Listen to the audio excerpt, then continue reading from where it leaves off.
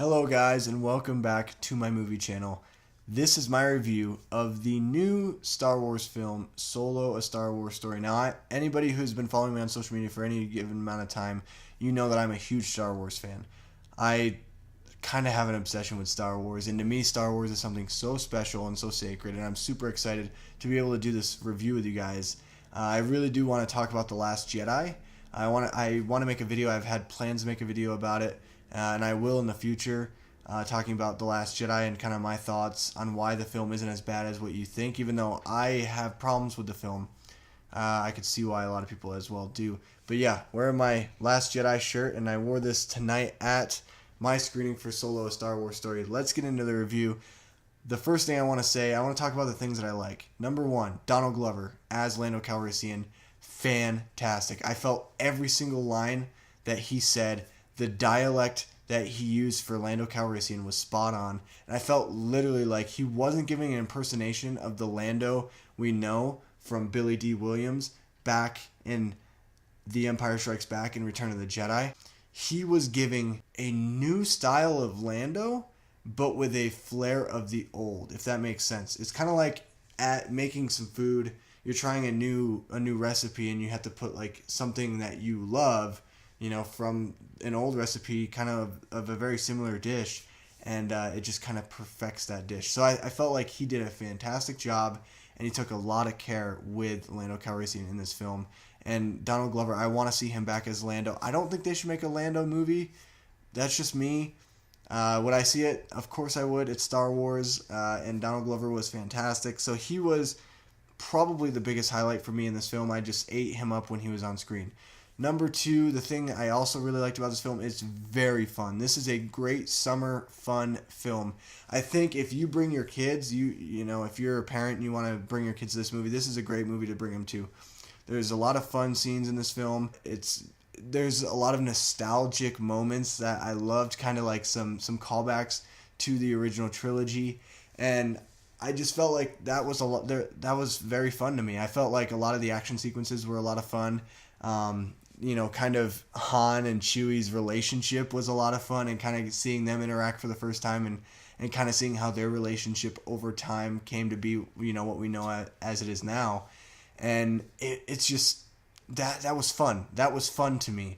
I had a lot of fun with this film. So those are a couple things that I like. There's other things that I like about this film. I don't want to get too in depth. I kind of just want to make this film. I might make another review kind of talking about some of the problems with this film, kind of maybe going more in depth with the film. Now, I want to talk about some things that I don't like about this film. I gotta say right off the bat, this film is not my favorite film, not my favorite Star Wars film.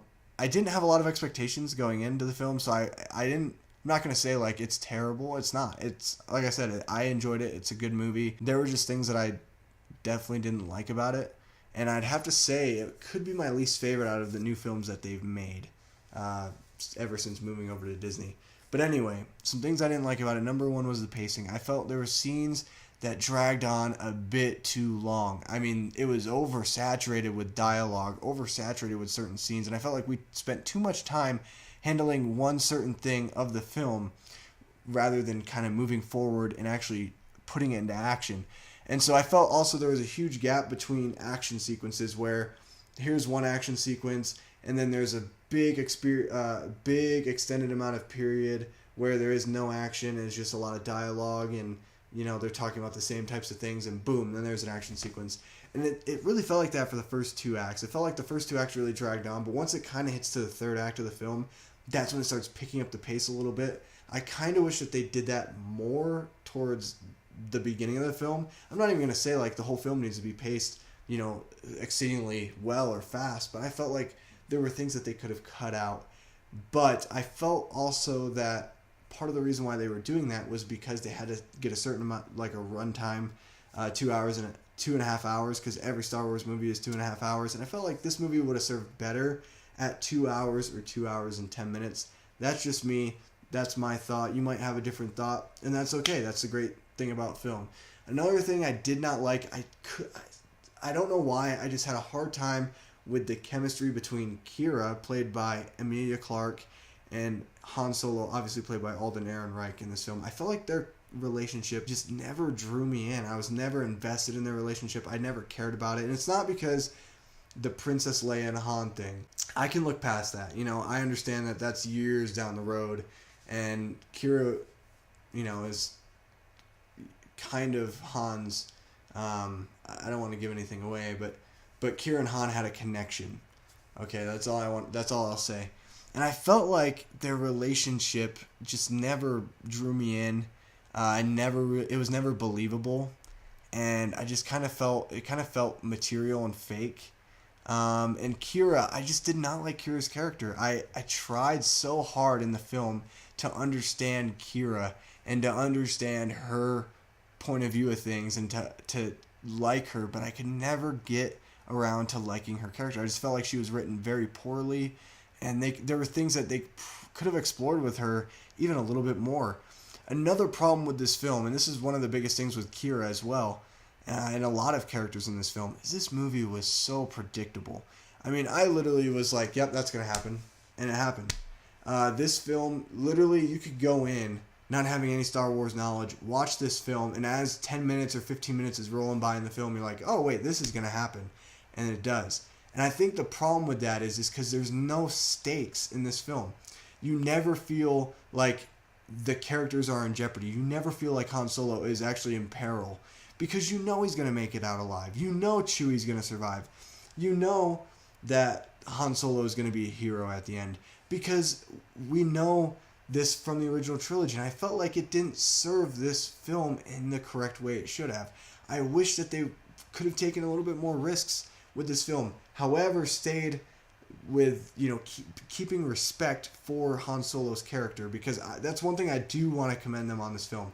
I love that they did not trash the Han Solo character or put things out there that were like, what? That's not even a part of canon. They tried sticking to the script, tried sticking to what we know about Han Solo, and I felt like that worked, but I also felt like there should be risks. There should be stakes. There should have been things that we didn't know about Han Solo that we learned in this film. And I felt like there was no character depth. I walk into Solo expecting to know more about Han Solo, but in the end, coming out of Solo, I just know the same amount about Han Solo. That's literally, I saw, you know, I knew about him, you know, completing the Kessel Run in less than 20 parsecs.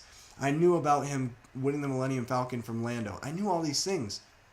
In this movie, all it does is show you visually. And that's one of the problems with this film. It's very predictable. And to me, it did not draw me in that factor of risks and what's at stake. And it just did not grow upon the character depth of Han Solo. These are my thoughts on Solo. Overall, it's a fun film. I think you're really going to enjoy it. You should go out and see it. I love Star Wars. This is a movie that I will be buying on Blu-ray because it is Star Wars, and I'm a huge nerd. I love Star Wars. It's my life. I will definitely see Solo again, obviously. But it's just, it wasn't my favorite film. There was, not that I was expecting a lot of it, but there was just more I wish that they could have explored and could have done. And could have helped more with understanding Han Solo. But anyway, guys, those are my thoughts. Also, I just want to say one last thing. There is a very special cameo in this film. That's probably the only spoiler in this film. So if you're worried about that, I wouldn't be so much. It is a great cameo, and it definitely caught me off guard. But watch the movie. You will not be disappointed about the cameo. I thought it was cool. Kind of doesn't make sense to me now thinking about it, but that's what it is. Anyway, guys, this is my review on Solo. What did you guys think? Did you have a chance to go see it this weekend? Let me know below. What are you doing for Memorial Day?